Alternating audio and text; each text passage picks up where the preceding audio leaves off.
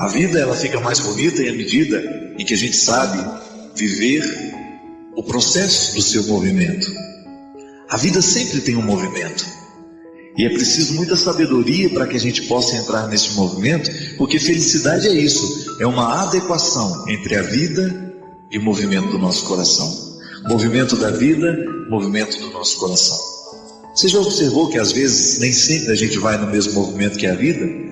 E a gente tem aquela sensação de que a gente vai ficando para trás? A gente tem aquela sensação de que a vida está rápida demais? É porque a gente precisa adequar os ponteiros. Nem sempre o coração da gente está na mesma velocidade da vida. E felicidade precisa que a gente esteja apontados ali, que a gente esteja acordados, né? Haja um acordo entre o movimento da vida e o movimento do nosso coração. E muitas vezes a gente vai ficando lento. Muitas vezes nós vamos perdendo a dinâmica. Muitas vezes nós vamos perdendo, quem sabe até mesmo, a vontade de continuar indo. Porque a vida não para. Não tem como você hoje dizer, vou descer desse bonde. Não. Ele continua. A vida está em pleno andamento. E a sabedoria consiste em nós irmos no movimento que ela tem. Por isso que a gente não pode ficar fingindo. A gente precisa ser muito honesto com a vida que a gente tem hoje. Muitas vezes nós queremos bancar os fortes no momento em que a gente está sendo frágil. Muitas vezes a gente está sendo frágil demais no momento que é para ser forte. Enfim, a vida se apresenta e a sabedoria consiste em descobrir como é que nós precisamos viver a vida hoje. Nós não podemos ser os mesmos sempre. E nem pode ser assim. Não existe ser humano que vai ser sempre igual. A vida tem variações e nós vamos sofrendo com essas variações. E a sabedoria consiste em nós descobrirmos o jeito certo de ser naquele dia. Muitas vezes nós escolhemos o jeito errado de viver a vida que é certa. Muitas vezes nós nos escondemos, muitas vezes nós nos maquiamos, porque a gente não quer assumir a vida daquele dia. Você deve ter passado por essa experiência. Alguns dias que foram muito difíceis para você, que se você pudesse tomar uma pílula para assumir, você teria tomado. Só que aí está o grande desafio. Muitas vezes nós não suportamos a vida naquele momento, é porque a gente não descobriu o jeito certo de enfrentá-la. Não existe receita mágica. Não existe um livro que você possa ler e aprender. Porque para cada dia, para cada momento da vida, um jeito diferente de ser. É aquela velha história que eu já contei por aqui. Não tem um modelo único de paternidade. Não tem você como pai o direito de dizer, eu sou assim e não mudo. Sabe por quê? Porque hoje você, por exemplo, digamos que você se classifique como um pai durão. O seu filho precisa de um pai duro mesmo, de um pai que seja exigente. Mas você não pode se esquecer que haverá dias na vida do seu filho em que ele precisará de um pai misericordioso. E se você souber ser apenas um pai durão, seu filho será órfão naqueles dias em que ele precisará de misericórdia. Isso é a vida, é o movimento dela, é a gente descobrir o papel que a gente vai exercer na vida do outro e qual é o papel que naquele dia nos cabe, já que nós não temos o direito de interpretar todos os dias do mesmo jeito. Para cada dia um sofrimento, para cada dia uma alegria e para cada dia um jeito de ser gente. Eu não sei se você descobriu o seu jeito de ser gente hoje. Eu não sei se você descobriu qual era o jeito que você precisaria viver. Porque muitas vezes quando a gente não pensa, nós vamos vivendo do mesmo jeito sempre.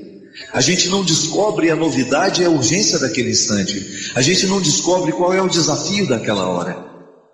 E o Evangelho é sempre uma novidade no nosso coração por causa disso. Ele nos desperta para aquilo que a gente precisa viver hoje. E Jesus já dizia, nós não temos que ficar ocupando o nosso coração e a nossa cabeça com preocupações que serão de amanhã. O dia de viver é hoje. E a sabedoria bíblica nos ensina que para cada dia debaixo dos céus, uma missão, uma tarefa a ser cumprida. Eu acredito que a gente vai ficando mais feliz à medida em que a gente descobre o jeito exato de ser gente. A medida certa. Hoje você foi mãe. Hoje você foi mãe dos seus filhos, mas eu não sei se você descobriu a medida exata que o seu filho precisava de você hoje. Hoje você foi amigo de alguém, hoje você foi professor, você foi vendedor, enfim, você foi estudante, você fez muitas coisas no dia de hoje. Será que você se ocupou para descobrir qual era a medida exata que o seu dia precisava de você hoje? Porque às vezes você se desgasta demais lá no seu trabalho, coloca excessivamente o que você poderia ter colocado menos, de repente chega em casa, você não tem disposição de ser mãe, porque gastou demais onde não deveria ter gastado, gastou uma medida exagerada onde você poderia ter economizado. E muitas vezes nós vamos nos perdendo nesse movimento da vida, a gente não vai sabendo viver justamente por causa disso, a gente não sabe fazer a dosagem certa. É igual querer fazer um bolo e colocar uma dose exagerada de açúcar. Quem vai querer comer desse bolo? O bolo, para ele ficar bom, a gente precisa colocar a quantia exata de cada ingrediente. A vida é a mesma coisa. Hoje você também fez um bolo imaginário. Hoje a sua vida foi como se fosse uma sobremesa que você preparou, um prato. Você que escolheu os ingredientes que você foi colocando. E a quantidade é você que escolheu. Às vezes a gente exagera no tanto que a gente foi bravo com os filhos, não é verdade? Às vezes a gente exagera no tanto que a gente foi bonzinho, enfim. A gente descuida das receitas. E aí muita coisa dentro da casa da gente vai ficando estranha, vai ficando esquisito, porque a gente não sabe dosar. E a gente precisa ter esse trabalho, sabe por quê? Porque ser gente dá trabalho mesmo, não é fácil não. Ou a gente se ocupa das medidas que nós vamos colocando na vida, ou daqui a pouco a gente já não sabe mais como é que a gente está vivendo. E quando as coisas começam a dar errado, a gente não sabe nem por onde começar a consertar. Por isso que a sabedoria do Evangelho, ao nos fazer ocupar de cada dia com a sua medida, com o seu jeito, com sua urgência, nos coloca nessa perspectiva. E é sempre tempo de aprender, sempre tempo de colocar os olhos nas nossas ações, de refletir o que a gente faz, de pensar como é que nós estamos levando a nossa vida, e de responder a essa pergunta tão difícil que às vezes nos é feita: o que você está fazendo na sua vida? Qual é a medida que você tem colocado? O que você tem caprichado na sua vida? O que você tem colocado como ingrediente que é primordial, que é importantíssimo, que sem ele você não sabe ser você? E aí a gente começa a descobrir onde é que a gente precisa se converter, onde é que nós estamos exagerando e onde é que nós estamos faltando. Porque se a gente exagerou em algum lugar, você pode ter certeza, você vai faltar em uma outra realidade. Quem exagera demais no trabalho geralmente falta dentro de casa. Quem exagera demais dentro de casa falta no trabalho. É equilíbrio. Uma receita só pode ser saborosa à medida em que a gente equilibre. Volto a dizer, o sacrifício, ele só tem sentido quando ele nos sinaliza de que ele é um caminho que nos faz chegar à vontade de Deus, ao desejo de Deus para nós. E descobrir essa vontade de Deus na nossa vida é preciso investigação, né? É preciso descobrir quem eu sou, quais são as minhas aptidões, aonde é que a minha alma se sente confortável. Deus fala através da minha consciência. A minha consciência me indica o que é certo e o que é errado. E quanto menos pecado eu tiver, maior será a minha capacidade de compreender o certo e o errado. Quanto mais honesto eu for, maior será a capacidade que a minha consciência vai ter de me colocar a palavra de Deus ou a verdade de Deus para a minha vida. A palavra de Deus, no momento em que eu vivi aquela experiência tão fecunda em Jerusalém, era essa: não pare de lutar. Não entorpeça a sua consciência. Não seja um homem relapso, não seja um padre relativo, né? Não relativize o que eu quero para você. Coloque o seu coração no lugar certo. Empenhe-se no projeto que realmente vai fazer frutos para a sua missão. Você já imaginou se eu estivesse me obrigando a ser padre? Que desconforto horroroso que eu iria viver, né? Não. Eu tenho muitos defeitos, você sabe disso, já falei, e falo deles o tempo todo, mas a minha experiência está valendo a pena, porque eu me sinto confortável sendo quem eu sou. E os desconfortos que eu identifico nunca estão diretamente ligadas ao essencial daquilo que eu sou, não. Eu não conflituo mais o fato de ser padre, de fazer o que eu faço, mas eu ainda me conflituo de fazer como faço. Mas pode ser que existam algumas pessoas que estejam num nível de conflito ainda mais profundo. Não estão conflituando como fazem, mas o que fazem. O que escolheram para si. E é aí que nós precisamos agir. Porque o nosso lugar no mundo é Ele. É em busca dele. É para isso que nós vivemos. Encontrar o nosso lugar no mundo. Porque o lugar do mundo que deve ser nosso é aquele que nos coloca ao redor das pessoas que nos dão sentido. O lugar do mundo que nos pertence e que realmente Deus nos projetou para estarmos lá, às vezes nós precisamos passar uma vida inteira procurando, né? Mas a procura já tem sentido. Por isso que o conflito é bem-vindo, porque ele vai me fazer perguntar diariamente se eu estou caminhando na direção deste lugar. Às vezes é contrariando o outro que nós conseguimos acertar a harmonia interior que às vezes está perdida, porque nós estamos fazendo tudo errado apenas para agradar o outro. E isso é uma infantilidade, né? Nós muitas vezes somos infantis assim.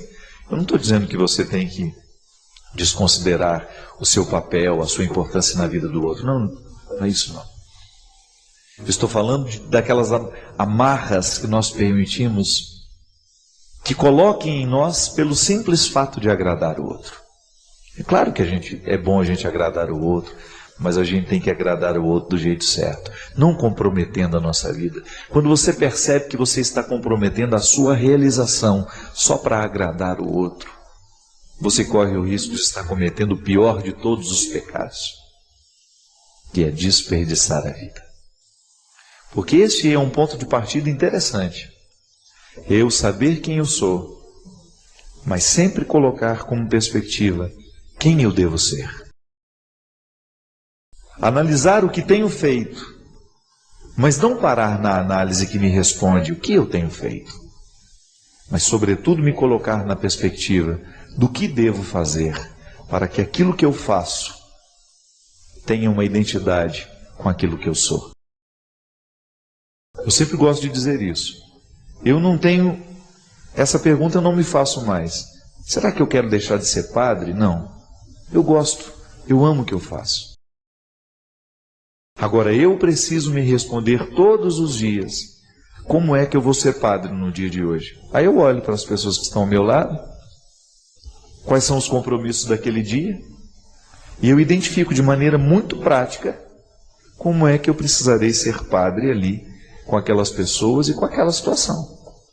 Se é diretora de escola, você é professora, você é balconista, você trabalha no supermercado, não importa. O advogado, o médico, somos todos iguais. Porque todos os dias, do homem mais importante ao mais simples, das atribuições mais poderosas às mais simples, do homem mais rico ao mais pobre, dos mais bonitos aos mais feios, dos mais inteligentes dos menos capacitados, dos mais estudados, dos mais iletrados, todo mundo vai ter que descobrir isso. Você, pai de família, é a mesma coisa, né? Acorda amanhã de manhã, vai olhar para sua esposa, que está ao seu lado, ou não, está viajando, está ali, foi na casa da mãe, vai olhar para os filhos que você trouxe ao mundo, vai olhar para os seus amigos de trabalho, vai olhar para os seus companheiros que você vai encontrar no final do dia para jogar um futebol, e ali você vai ter que se perguntar como eu devo ser, como você deve ser com eles. Como é que você vai ser o pai de família que você escolheu ser? Naquele dia, vai ter que descobrir como é, como é que está sendo e em que lugar do mundo está. O que está fazendo da vida que recebeu? O que está fazendo da vida que ganhou? E é por isso que eu gosto de dizer sempre que não há cristianismo sem reflexão. A oração e a reflexão são dois os sustentos, né? São os dois pilares da nossa vida cristã. Eu preciso rezar e eu preciso refletir. E preciso agir depois de um terceiro momento. Buscando este lugar. Nós somos peregrinos neste mundo, né? E estamos juntos nessa peregrinação. Às vezes o presente de Natal que nós podemos nos dar é uma boa decisão, mas uma decisão acertada a respeito do nosso futuro. Quem sabe o presente de Natal que você esteja precisando se dar seja esse: mudar os rumos da sua vida, fazer escolhas mais saudáveis, não desperdiçar a sua vida com aquilo que é nocivo, com aquilo que não lhe faz bem. Fazer a opção por sentimentos nobres, buscar o alto, buscar as coisas do alto, deixar de ficar mergulhado nas mesquinharias que são tão próprias dos nossos dias. Conceda-se este presente de Natal. Conceda-se esta oportunidade de final de ano, de você dar um novo rumo à sua vida. Ainda que isso possa contrariar algumas pessoas. Com sabedoria, com discernimento, e é profetizando, né? Antecipando o futuro, com palavras que nos acordem, com palavras que nos emocionem.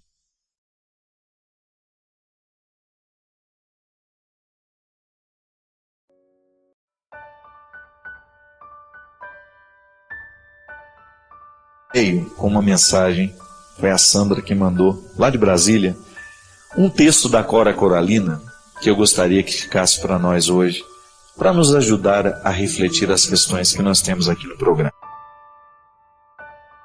Um repórter perguntou, Cora Coralina, que é uma grande poetisa, goiana,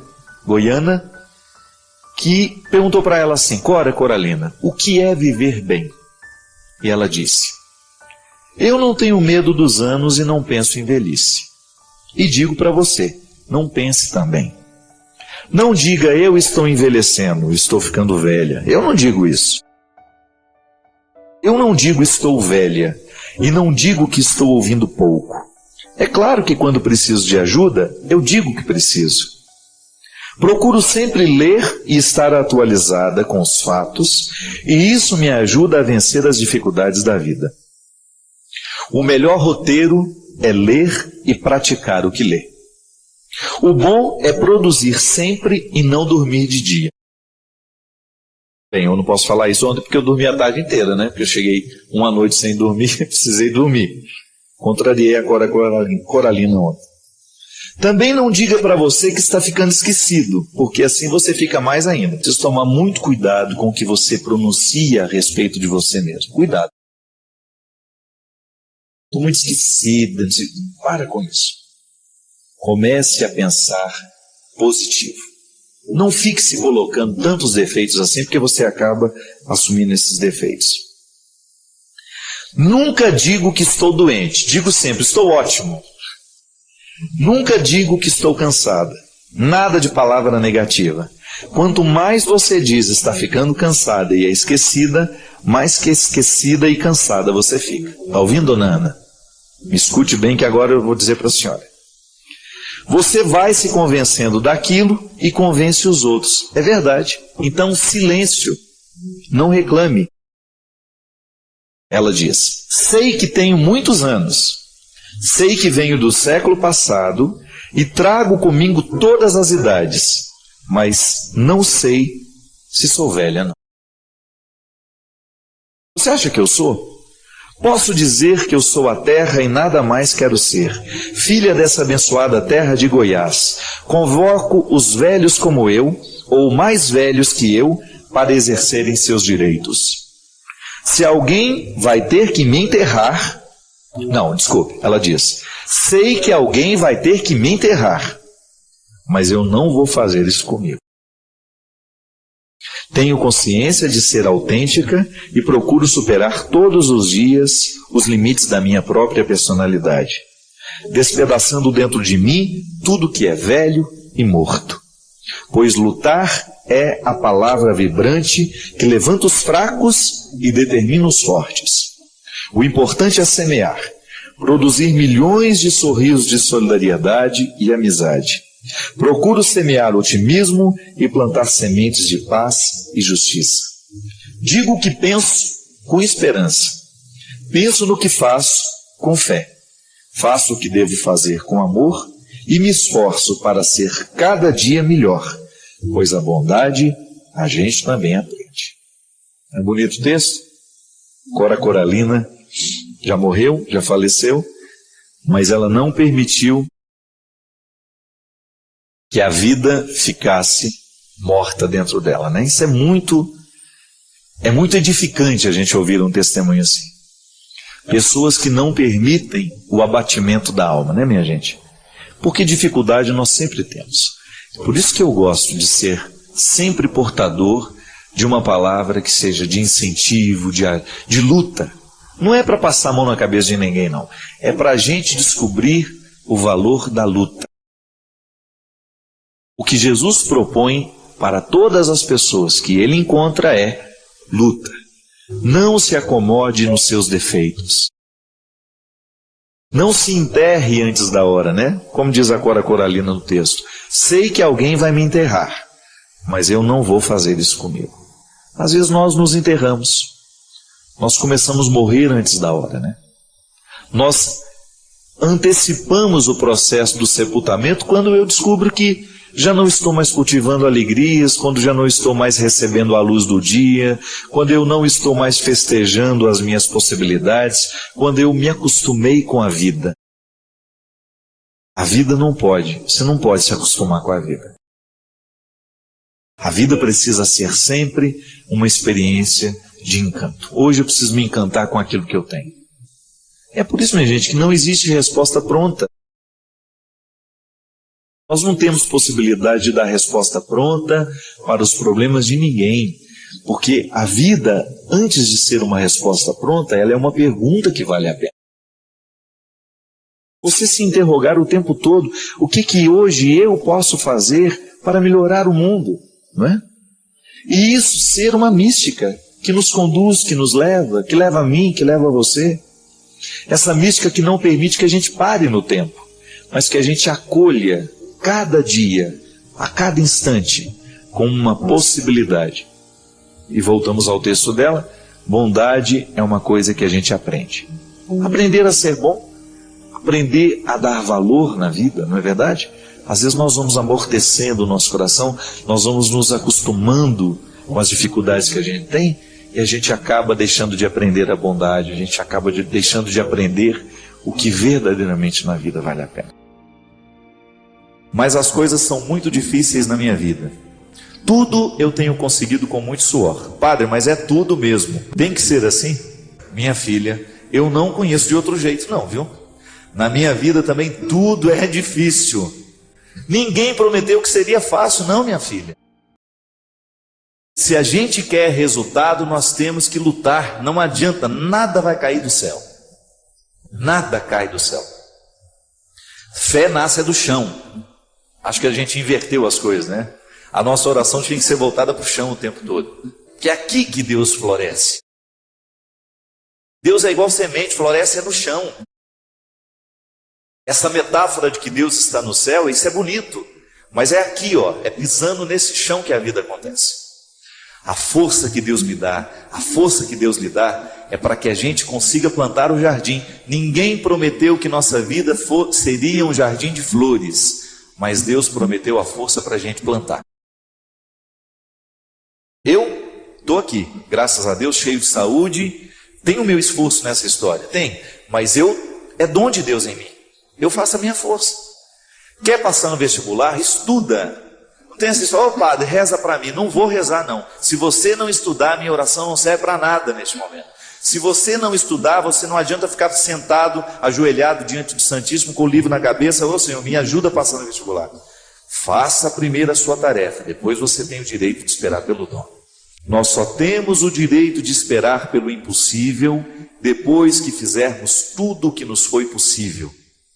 Pode ser que você esteja prestando atenção demais no que é difícil. Aí tudo fica mais difícil ainda. Gente, a vida sempre será determinada a partir do que a gente presta atenção. Se você tem diante de você um problema, você tem duas possibilidades. Ou você enxerga o problema, ou você já enxerga a solução. Tem gente que só enxerga o problema. Aí dificilmente encontra a solução, porque fixa os olhos no problema e aí não tem olhos para encontrar a solução. E aí depende de como nós interpretamos a vida. Tem gente que adora dificuldade, tem gente que adora problema. E acaba se tornando uma fonte de problemas, porque não está disposto para soluções. Tem gente que não sabe viver sem um problema.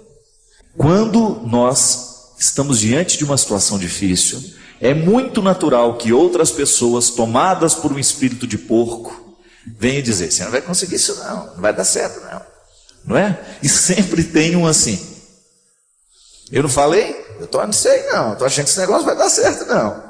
Sempre tem um espírito de porco pronto para jogar uma frase destrutiva, que vai desanimar. Mas não. Se a gente não presta atenção nesses discursos, nós vamos extrair coragem dentro de nós de um jeito que a gente não sabia que tinha. E às vezes, tudo está tão difícil. Não é bem assim. É que nós olhamos tudo de maneira difícil. Não é que tudo está difícil, é que nós olhamos tudo de maneira difícil. Não pode ser assim. Nós precisamos ser um pouco mais otimistas. Dificuldade existe na vida de todo mundo. Elas estão por toda parte.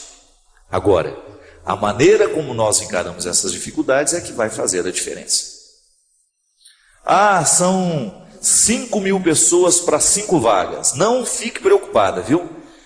90% destes 5.000 que estão tentando essa vaga não estudou do jeito que você estudou. Se você verdadeiramente se prepara para as coisas, você já elimina boa parte dos concorrentes, porque a maioria é mais ou menos. A maioria está vivendo mais ou menos. A maioria está fazendo mais ou menos. São poucas as pessoas que verdadeiramente estão tomando a vida com responsabilidade do jeito que ela precisa. São poucos os jovens que na fase de 16, 17 anos estão levando o colégio a sério. São poucos os universitários que hoje estão cursando a faculdade com a disciplina que a profissão vai exigir um dia. E eu sempre digo: quer ser um bom profissional? Estude bem o que você está estudando. Porque você não tem o direito de ser mais ou menos. Não tem. Ninguém está fora disso. Você aí na sua área, você precisa correr atrás da sua qualidade. Você que é médico, você que é dentista, você sabe o quanto você precisa se aperfeiçoar para você continuar de pé no mundo de hoje. Hoje nós estamos no tempo da competência e não é problema. Isso tem que nos motivar para a gente querer, reconhecendo, ainda que seja um mínimo dentro de nós. Nós merecemos cuidar desse mínimo, chegar a aperfeiçoar cada vez mais esse processo, a aumentar cada vez mais as nossas possibilidades. E aí, na hora que a gente esbarra na nossa fragilidade, a gente tem que aprender com ela.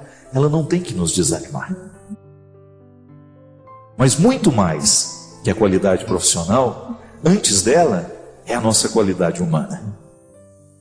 Muito mais que um bom médico, você precisa antes ser um bom pai, ser um bom filho, ser um bom irmão. É isso que faz verdadeiramente a felicidade vir acomodar-se dentro de você. Não adianta você se realizar na sua profissão se você não se realiza como pessoa. E é disso que hoje nós estamos falando. É desse aperfeiçoamento humano. E na faculdade da vida a gente aprende o tempo todo. Não tem nenhum professor a nos ensinar a ser pai, a nos ensinar a ser irmão, não. É olhando nos olhos de quem a gente ama que a gente vai descobrir a medida certa, o aprendizado de cada dia, para que a gente possa ser um ser humano melhor no mundo de hoje. Chega de gente ruim, chega de gente incompetente como pessoa, chega de assassinos, chega de ladrões, chega de mentirosos. Vamos dar qualidade a esse mundo. A começar por você. Não importa de como você tenha vivido até o dia de hoje. A palavra de Deus para nós é sempre otimista.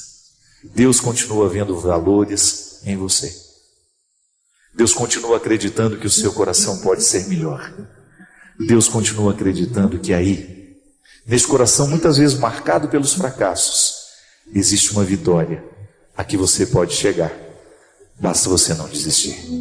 Derrame sobre nós a bênção do Deus Todo-Poderoso, Ele que é Pai, Filho e Espírito Santo.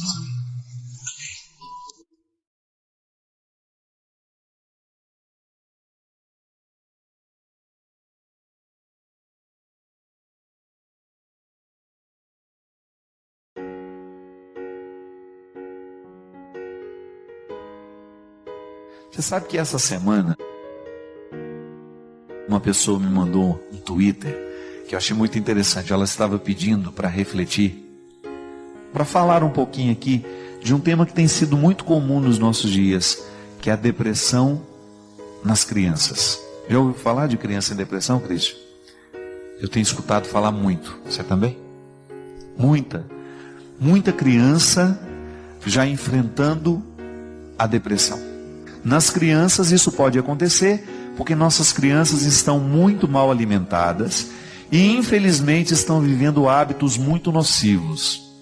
Ficam muito tempo diante do vídeo, do computador, ficam muito tempo diante da televisão, estão perdendo a socialização, estão ficando adultas antes da hora, porque participam demais dos problemas dos adultos. Os adultos nem sempre têm o cuidado de não falar diante das crianças dos problemas que elas ainda não sabem compreender. Isso é um verdadeiro crime que nós fazemos com os nossos filhos. Então nós temos muita depressão hoje entre crianças, que pode ser por causa de distúrbios, né, de desordem química, fruto de hábitos errados. Vai dormir muito tarde, levanta muito cedo, a criança não descansa direito, não se alimenta direito, não tem uma atividade física, fica muito sentado o dia inteiro. Então nós podemos ter uma desordem química que o exame de sangue vai identificar. Mas nós também podemos ter um motivo afetivo, espiritual, que passam o tempo todo pelo nosso convívio, pela maneira como nós nos tratamos. E volto a dizer, muitas crianças estão expostas antes da hora a problemas que elas não sabem administrar. Então, minha gente, essa história de que o meu filho participa de tudo não pode ser assim, não. A criança tem que ter maturidade para compreender determinados fatos. Muitos pais, por exemplo, que discutem os problemas conjugais na frente dos filhos. Essa falta de psicologia prejudica demais os nossos filhos. Não estão preparados para saberem que os nossos, que pai e mãe estão vivendo quase que uma separação, ou que houve uma traição. Então precisa ter muito cuidado. Lembre-se que o seu filho, à medida que ele vai crescendo, ele vai tendo maturidade para isso. Mas enquanto essa maturidade não vem, você precisa pôr um filtro para que aquilo que chega até ela não venha prejudicar a sua saúde espiritual e emocional. Tá? Cuidado. Ter uma criança é o tempo todo fazer a experiência do cuidado. Cuidado com aquilo que você fala perto dos filhos. Cuidado com aquilo que os filhos estão conhecendo muito precocemente, né? Cuidado com aquilo que está passando na televisão, com aquilo que eles estão ouvindo, porque esse mundo muito adulto, cruel, está matando muito cedo a inocência das nossas crianças. E isso, qual é a consequência disso? Muitas vezes é a depressão, é a angústia, é a ansiedade, num tempo em que a vida só pede, né, outras coisas que não são isso. Acho que o tempo da infância, quando bem vivido, ele é um registro que vai nos ajudar muito na construção do nosso caráter e nas alegrias do futuro. A gente sabe que a depressão é um tema muito amplo, como nós já dissemos aqui várias vezes. Quando nós temos uma tristeza acentuada, porque tristeza não é depressão, né? A gente tem o direito de, num determinado momento da vida, estar desanimado, ficou entristecido porque aconteceu alguma coisa, por exemplo, perdi a dona Terezinha, uma amiga minha. É claro que a gente fica uns dias sofrido, triste, chateado, mas isso não é depressão. Agora, quando você percebe que você não consegue superar aquele sofrimento, aquela angústia, aquela tristeza, então você precisa de uma ajuda profissional. Por que eu sempre digo que a gente precisa da ajuda do profissional da saúde? Porque o primeiro passo, isso é uma regra, minha gente. Todos nós que estamos vivendo um processo de muita tristeza, de muito desânimo, de muita apatia, a primeira coisa que nós precisamos fazer é ir ao médico para que ele possa medir, através de um exame de sangue, as nossas taxas. A gente sabe, a ciência nos ensina isso, e é muito importante a gente ter isso diante de nós. A depressão pode ser um fruto da desordem química, e o exame de sangue vai acusar isso. Sabe essa tal vitamina D, que só o sol pode nos dar? Porque a gente se lambuza de protetor solar o tempo todo, porque a gente tem medo do câncer de pele. Então a gente parou, e a vitamina D, pelo que me consta, o sol é a principal fonte de vitamina. E não é um processo muito simples de pegar essa vitamina do sol. Tem que ficar 20 minutos todos os dias com os braços virados para cima. Não é uma coisa muito simples. Antes isso acontecia de maneira muito natural na vida das pessoas, porque elas trabalhavam mais ao sol, eram mais expostas ao sol. Hoje não, nós estamos muito cuidadosos com isso. E impressionante, a vitamina D é uma grande responsável pela alegria, pela motivação, pela disposição. Então muitas pessoas que têm a baixa da vitamina não sabem que estão com ela em baixa e estão tendo processos depressivos por causa da baixa dessa bendita vitamina. E não é só ela. A gente sabe que a alimentação que muitas vezes nós fazemos não é a mais correta. Então nós não favorecemos a nossa alegria. Porque a alegria também é fruto de um processo químico. Ela nasce dos motivos? Nasce. Mas às vezes você tem motivos para estar alegre, mas não está, é porque você está com uma desordem química, que precisa ser tratada do ponto de vista médico. Então essa é uma causa das depressões muitas vezes. O Câmara que estava dizendo que ele enfrentou esse problema com o filho em casa. Começou também a dar problemas, dificuldades com a criança, e de repente precisaram levar ao médico, e aí descobriram que era uma depressão infantil, que precisou ser medicado. Durante 6 meses tomou o remédio, depois voltou à vida normal. E ele estava falando uma coisa muito certa. A depressão infantil, se não cuida, ela pode evoluir para a síndrome do pânico. A criança começa a ter medo de tudo.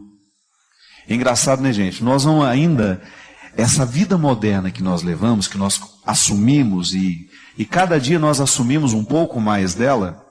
Isso não tem como voltar atrás, nós não estamos aqui para reclamar.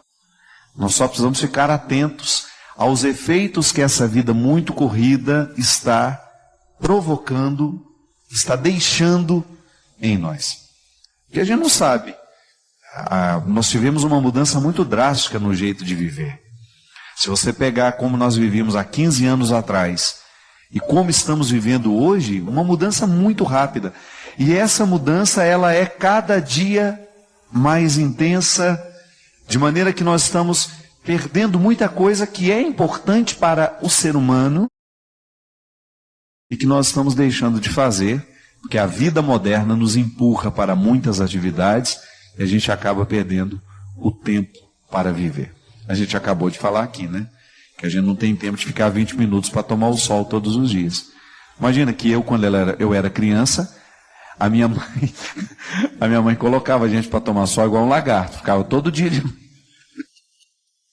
Eu não entendia aquilo. Olha como a dona Ana era sábia já naquele tempo. A gente tinha que tomar sol todo dia de manhã. E como eu sempre gostei de ler, pegava meu livrinho, ficava lá, tomando o solzinho que ela queria que a gente tomasse, lá no passeio de casa, enquanto fazia minha leitura. Hoje é verdade, eu acabei de falar aqui para o Christian no intervalo. Tem que tomar 20 minutos de sol todo dia. Eu não tenho tempo para isso. Isso é mentira. Por que eu não posso tirar 20 minutos do meu tempo para esse momento de saúde, de preocupação comigo? Mas aí no final do dia eu não dou conta de fazer tudo que tem que fazer. Acho que está na hora de nós começarmos a descobrir o que é essencial e o que é acidental na nossa vida. Porque às vezes nós gastamos boa parte do nosso tempo com aquilo que é acidental. O que é o acidental? Aquilo que a gente poderia muito bem ter deixado de fazer. E o essencial, que muitas vezes é o que determina a nossa saúde, a nossa qualidade de vida, a gente protela, deixa para depois, deixa para amanhã. É aquela velha atividade física. Padre Fábio, já faz um tempo que venho alimentando um sentimento por um colega de trabalho. No início era só uma admiração, depois uma amizade, e agora já não sei mais o que sinto. Sou casada e isso tem me incomodado muito. pois a frieza com meu marido está sendo inevitável. Estou traindo meu marido, padre? A traição, ela começa no momento em que nós nos permitimos imaginar para a nossa vida aquilo que a gente já não pode mais. E relacionamento é investimento o tempo todo, que a origem de todas as angústias e ansiedades da vida estão nas possibilidades. Se você entra numa concessionária e vai comprar um carro, se você tem 5 cores, você vai escolher uma só. Você vai ficar mais angustiado até escolher aquela cor. Mas escolheu aquela cor, sai, esquece que tem outras, não é assim? Enfim, mas no momento que você estabelece um vínculo que você quer que seja definitivo, você terá que investir naquele definitivo. Não adianta você agora viver fazendo investimentos fora do seu relacionamento.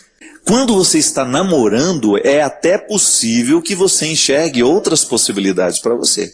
Mas a partir do momento que você é casada e quer levar o seu casamento adiante, eu creio que não seja honesto primeiramente com você, né? Alimentar o afeto por uma outra pessoa. A não ser que você não queira, mas o seu casamento aí é diferente, é um problema seu. Se você diz que isso lhe incomoda, o primeiro traço da traição que você precisa fazer cair por terra é aquele que você trai dentro de você mesmo. É você que está se traindo, minha filha. Porque dá muito trabalho você levar uma vida matrimonial, você ser fiel a um esposo, se você continua alimentando dentro de você um ou outro sentimento que não seja ordenado, que não seja de acordo. Não significa que você não possa ter amigos, não significa que você não possa ter aqueles relacionamentos que compõem o mosaico da sua vida. Mas o amor conjugal, esse amor erótico, né? Você alimenta pelo seu esposo, e se você não fizer esforço para isso continuar, você correrá o risco então de viver um processo de traição, que no primeiro é traição a você mesmo e depois traição a ele, naquilo que você vai realizar concretamente, nas possibilidades que você assumir para você. A melhor coisa que a gente precisa fazer na vida é a gente conhecer bem quem a gente é. Isso é fundamental. Você como mulher, você sabe muito bem quem é você, onde é que estão os seus pontos fracos. E se você começar a explorar demais os seus pontos fracos, você corre o risco de perder o prumo da existência. Se aquela pessoa que lhe desperta um sentimento diferente, uma sensação, aquele frio na espinha, uma coisa assim, não tem? Se você continua se aproximando e querendo aquela convivência, você começa a minar a sua defesa. É como se você estivesse julgando contra você mesmo. Se eu tenho o desejo de ser fiel àquilo que eu assumi, eu preciso ter uma conduta que me favoreça isso. Então, de vez em quando, a gente se perde nesses desequilíbrios pequenos, nas possibilidades, quando você começa a olhar para uma coisa de um jeito que você não deveria, quando você começa a minar o seu campo. Mas aí não.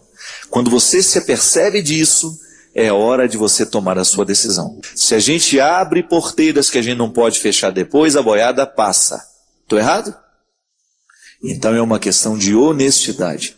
Se você percebe que aquilo que você está nutrindo por esse amigo seu já é diferente daquilo que deveria ser, e se o seu casamento é um valor, e eu espero que seja, olhe para os seus filhos, olhe para o seu marido e reconstrua esse sentimento dentro de você.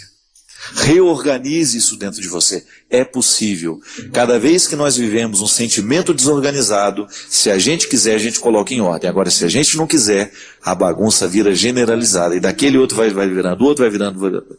E aí a gente perde o equilíbrio. Eu não consigo ser perfeito. Não sei você.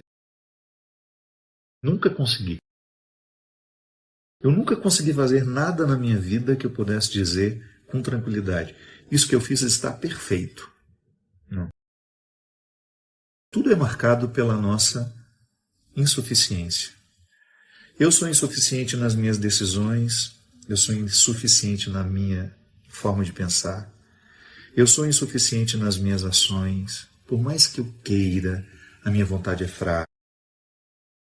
Então, se tem uma coisa que eu nunca na minha vida experimentei, foi a perfeição. E é interessante porque o conceito de perfeição, ele perpassou muito a nossa cultura. Ele acontece o tempo todo na nossa cabeça sem que a gente perceba, sem até mesmo que a gente pense sobre ele. Quantas vezes eu me tornei uma pessoa infeliz porque inconscientemente eu estava programado para ser perfeito. Como é que alguém é programado para ser perfeito? A partir da experiência de sermos quem somos, de nascer onde nascemos. Não sei como foi a sua relação com seus pais, com as pessoas que de alguma forma tiveram uma autoridade emocional, afetiva na sua vida. O que eu sei, sem medo de errar, é que muitos de nós fomos criados com a pretensão de que deveríamos ser perfeitos. Inclusive porque a gente fazia uma associação assim: se eu não for perfeito, eu não serei amado, eu não serei querido, não serei aceito. Quantos de nós infelicitamos bons períodos da nossa vida porque a gente queria ser perfeito?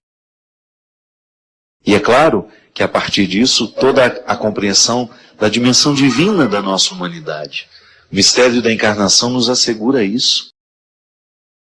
Depois do mistério da encarnação, tudo está tocado pelo sagrado. E Nossa Senhora é a mulher onde tudo isso acontece. É a carne que Deus escolhe para inserir de maneira definitiva, inserir-se de forma definitiva na história. E a partir dessa construção teológica de Nossa Senhora, às vezes a gente perde alguns elementos humanos dela. Aliás, esse é um problema que às vezes a gente vê dentro do contexto da Mariologia, as pessoas esquecerem a humanidade de Maria, que é tão importante isso para nós. É a parte que nos cabe nesse mistério. Então, se a gente coloca a Nossa Senhora muito distante do que é humano, a gente perde o específico nosso, nela representado dentro do mistério da encarnação. Maria cheia de raça, não teve de graça o que recebeu. É bonito porque você pensar que Nossa Senhora precisou do esforço humano em todo o seu processo também, na elaboração de tudo aquilo que ela precisava significar na vida de seu filho. Não foi fácil ser ela.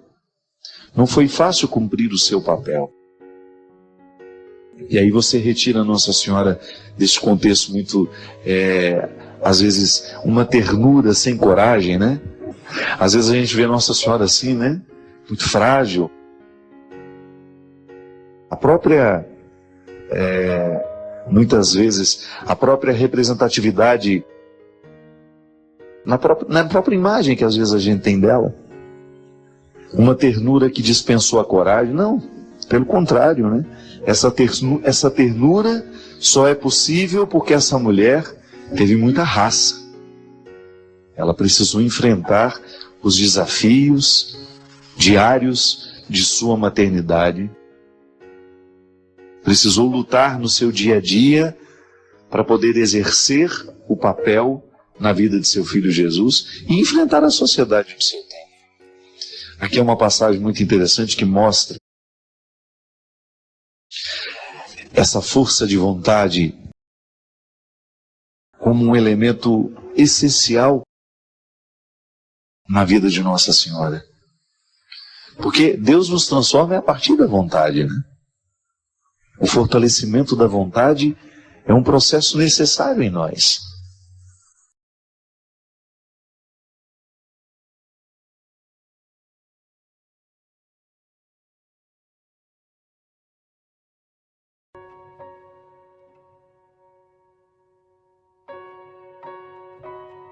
Aí é na convivência, na palavra, na intimidade. Grito não resolve. Não adianta você gritar com essa menina, que ela precisa viver, que ela precisa gostar da vida. Não. Alguma coisa dentro dela está sem encaixe, alguma coisa dentro dela está traumatizada. O que é o trauma? O trauma é aquela parte do coração, do cérebro, da vida, né? Do homem que você quiser, que está sem encaixe, dos afetos.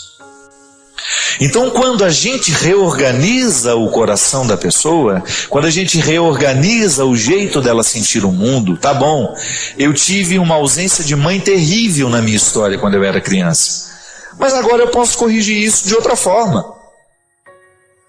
Eu posso ter a segurança através de um irmão, Eu posso retomar essa segurança através de uma amizade, de um relacionamento novo. E aí fazer de tudo para não jogar nesse relacionamento novo os meus traumas também, porque o risco é este. Então, observando bem os nossos filhos, nós vamos descobrir o porquê que é que ele neste momento está dando defeito.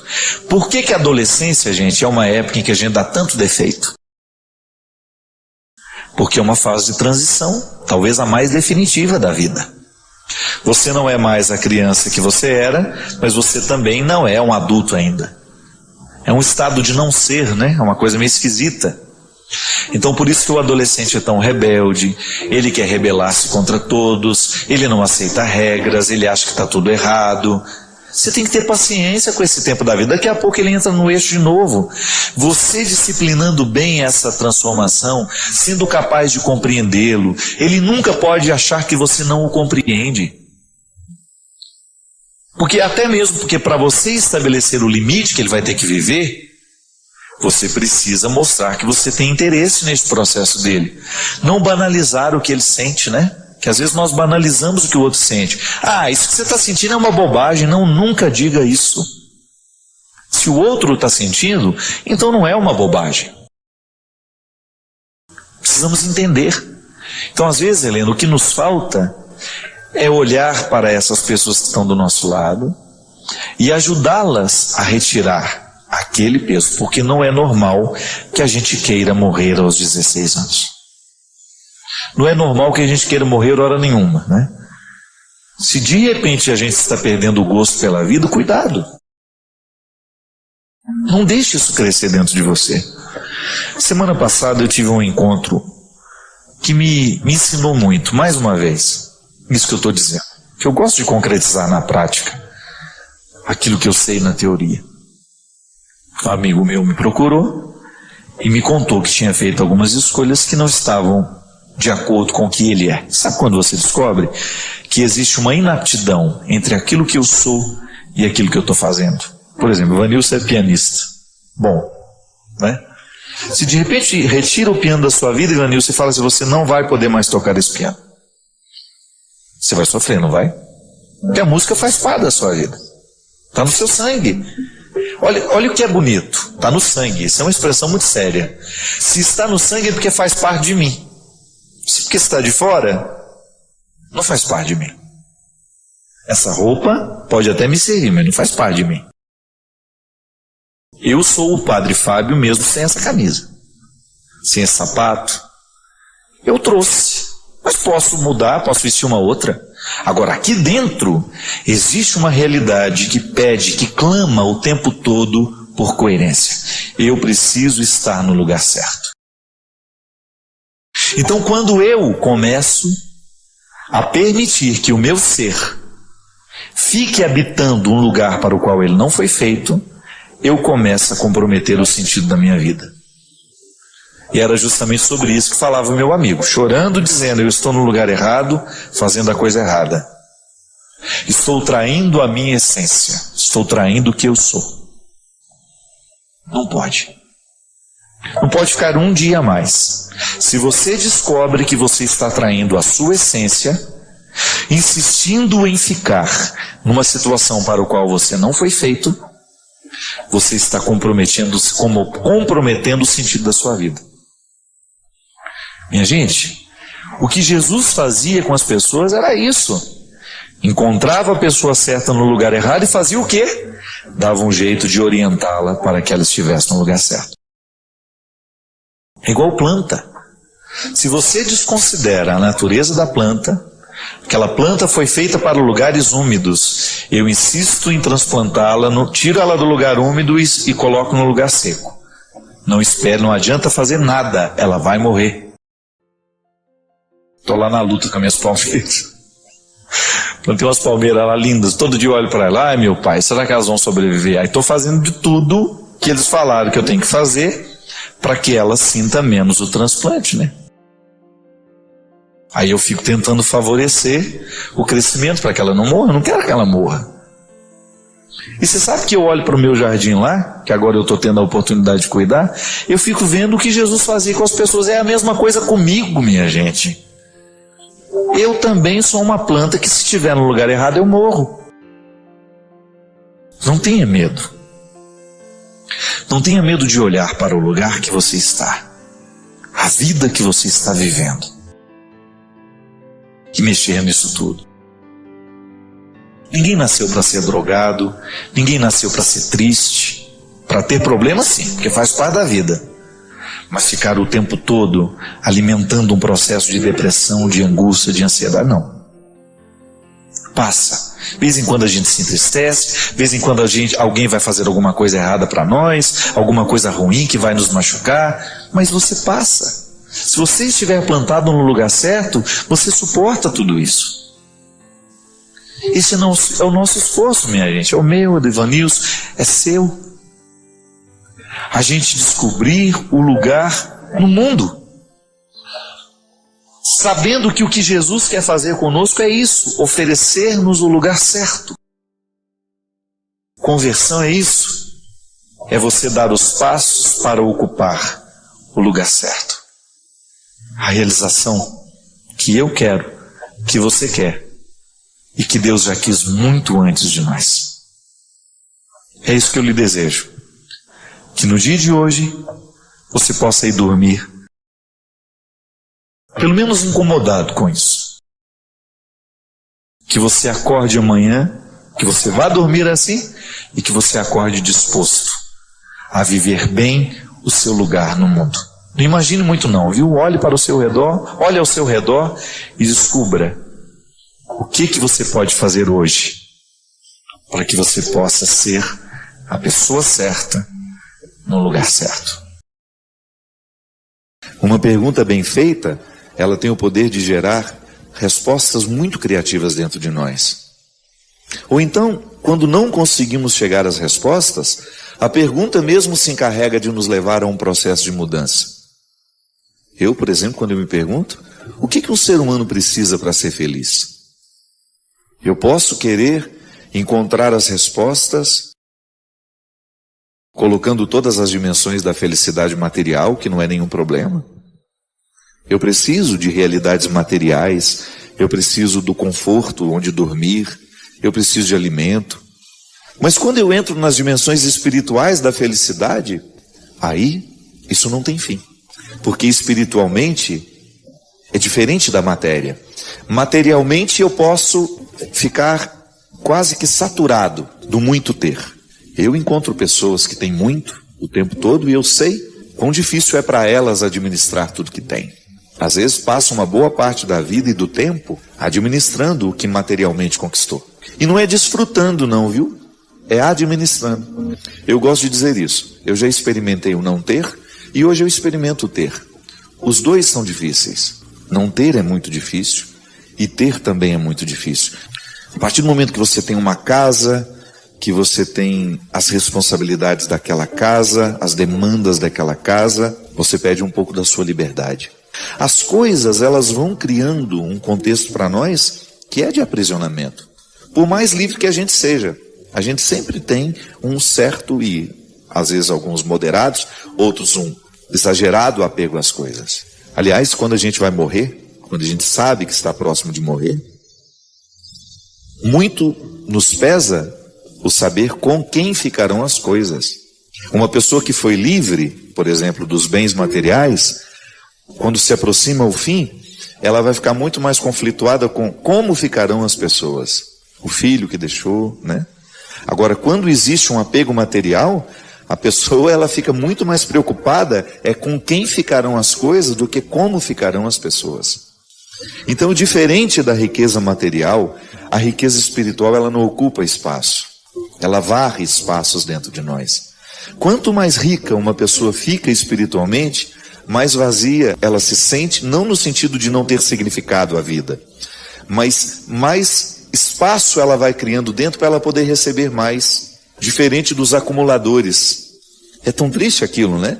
Você pode olhar e fazer o seu julgamento. Como é que uma pessoa consegue viver num ambiente tão acumulado? Pois é uma doença, é um desequilíbrio. Aquele é o ponto alto de um apego exacerbado à matéria. Mas há pessoas que procuram na matéria essa felicidade. Extrapola aquilo que é necessário para nós. Sim, a felicidade, ela comporta também dimensões materiais da vida. Mas não se engane. Depois de ter o que é material, se não há um significado espiritual para aquilo que se tem, vira prisão para nós. Você vai viver para administrar o que você construiu, não para desfrutar. E é muito triste viver para administrar. Às vezes a gente vê pessoas que são como cães amarrados nos bens que têm. Alguém se aproxima e já faz. Não é assim? Vive ali para vigiar. O carro não pode ter um arranhãozinho. Se ele perceber que tem um arranhão, ele já não dorme à noite. Ele já quer no outro dia e resolver aquele problema. É um apego exagerado. Faz a felicidade depender de tudo aquilo que é material. Mas o ter, se ele não estiver revestido de realidades espirituais, de significados espirituais, torna-se apenas um fardo. Aí você chega um momento que você até precisa perguntar, né? Quem é de quem? É o carro que é meu ou eu que sou do carro? Sim, a felicidade comporta necessidades materiais. É muito bom a gente ter. As coisas não nos tornam mais ricos. As coisas só nos tornam mais pesados. Porque é o ter sem espiritualidade. Porque eu posso muito bem revestir o que a vida me deu através do meu trabalho de significados espirituais.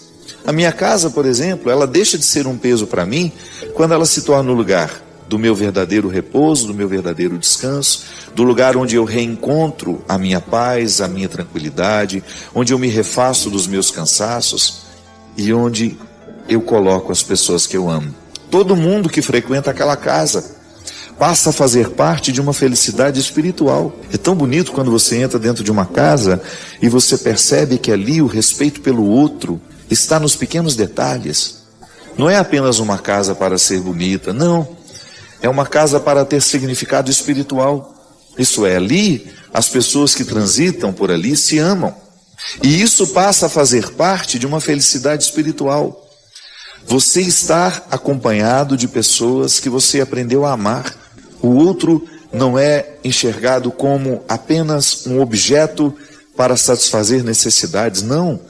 O outro é um ser que faz parte da alegria da minha casa. Nós crescemos demais como pessoas, quando nós conseguimos ultrapassar o significado da matéria. Não, nós precisamos permitir que Deus nos eleve, que Deus nos faça crescer.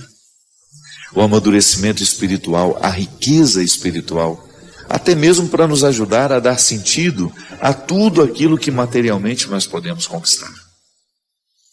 A tudo aquilo que você já conquistou, a tudo aquilo que você pode ainda conquistar. Para você ser uma pessoa rica espiritualmente, afetivamente. E aí até mesmo aquele pouco que você já alcançou, pode ser que não seja muito. Fica tão cheio de significados que você se sente rico. Você tem aquela sensação de que já valeu a pena. Você fica generoso, você fica grato com a vida. Que é muito ruim quando nós não aprendemos a gratidão. Podemos conquistar tantas coisas e ainda assim não estamos satisfeitos. Por quê? Falta a riqueza espiritual de ser grato. De perceber aquilo que você alcançou como um resultado que sempre merece ser comemorado. Eu desejo que você, nas suas lutas, você tenha sempre o direito e a possibilidade de retirar os seus excessos, para você ter diante dos seus olhos a sua verdade fundamental, sem exageros, só você. E a partir disso, você reencontrar o caminho da vida.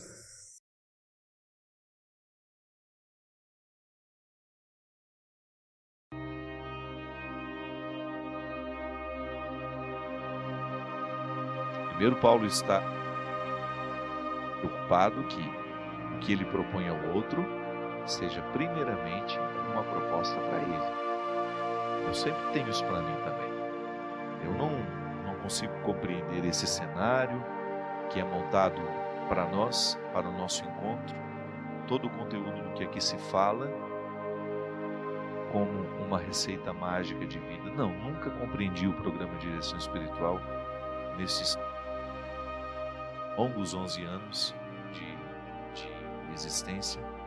em que eu tenho essa feliz oportunidade de estar aqui, refletindo a vida, refletindo os nossos sentimentos, a nossa fé. Nunca interpretei essa oportunidade como apenas como uma oratória para os outros. Não. Esse programa é, antes de tudo, para mim. Tudo aquilo que eu partilho com vocês é o que eu procuro viver na minha vida. É a dinâmica dos meus. É assim que eu também me interpreto. Da mesma maneira como Paulo. Eu não quero dizer para vocês, propor a vocês um valor que eu não estou desfrutando. Pelo contrário, eu sou um beneficiado do Evangelho.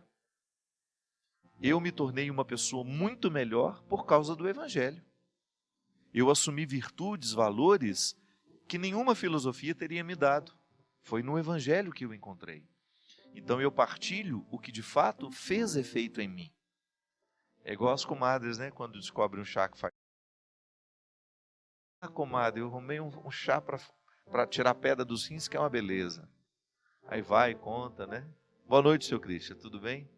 Você também já recebeu receitinhas assim, não já?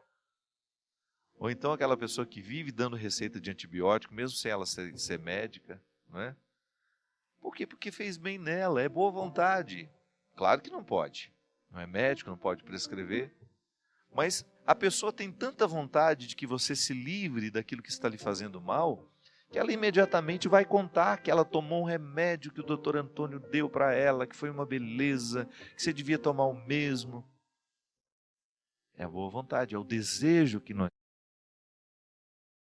o outro seja curado com os mesmos recursos que nós tivemos, para ele não perder tempo. A gente já dá o nome do remédio e às vezes, se abusar muito, já dá até a cartelinha com os que sobraram. Toma isso aqui, você vai ficar ótimo. Dor, né? Diz que está sentindo uma dor. É impressionante como as bolsas se abrem para tirar uma Neosaldina para oferecer para a gente. Na época que eu era menino, era Cibalena. Era da sua época também, Cristian? Não. Já ouviu falar da Cibalena? Só os velhos que estão me assistindo que sabem o que era a velha Cibalena. Que beleza. Mas ninguém, todo mundo está sempre disposto a dar um remedinho. A gente fica solidário na hora da dor do outro. É o que o Paulo está dizendo. A gente tem de oferecer ao outro aquilo que já fez um efeito em nós. Eu acredito no que o Evangelho fez na minha vida e eu tenho certeza, é convicção, de que se você também se render a esse Evangelho, ele só vai lhe fazer bem. Eu nunca vi uma pessoa que foi verdadeiramente transformada pelo Evangelho ficar pior do que era.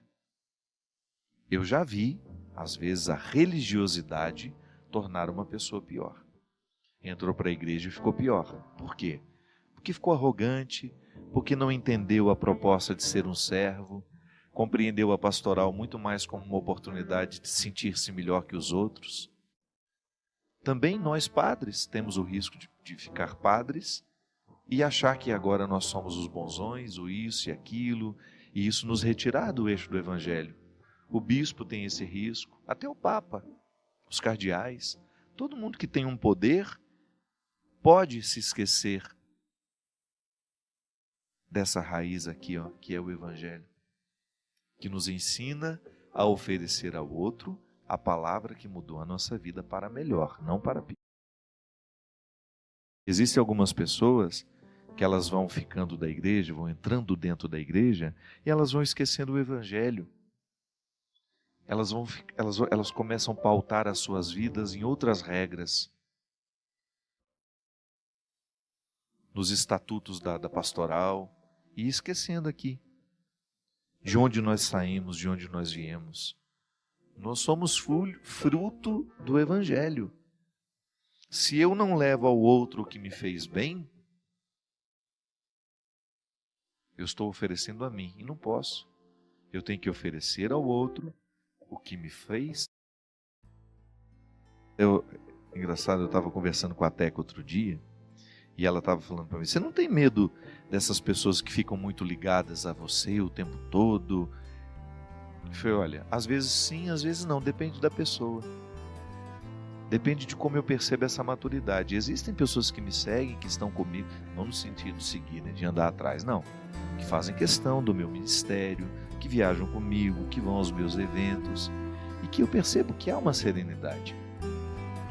Agora, quando eu percebo que a minha presença tornou-se um problema para ela, que eu fiquei tão pesado na vida dela, tão necessário, que ela já não é capaz mais de viver a vida dela sem me colocar o tempo todo, prejudicando a relação dela com a família, com os outros amigos que tem, aí sim eu fico preocupado. Mas isso é um cuidado que eu preciso ter como padre. Eu não posso me oferecer. Eu tenho que oferecer o que o Evangelho fez em mim. E até mesmo ser muito honesto quando eu perceber que uma pessoa está querendo de mim aquilo que não é o que o Evangelho me deu e que eu posso oferecer. É um cuidado. Eu preciso diariamente oferecer ao outro o resultado do Evangelho na minha vida. Com todas as minhas características, com todas as minhas... com tudo aquilo que é próprio de mim. Para que eu não seja apenas um teórico. De ficar dando um conselho para você que não...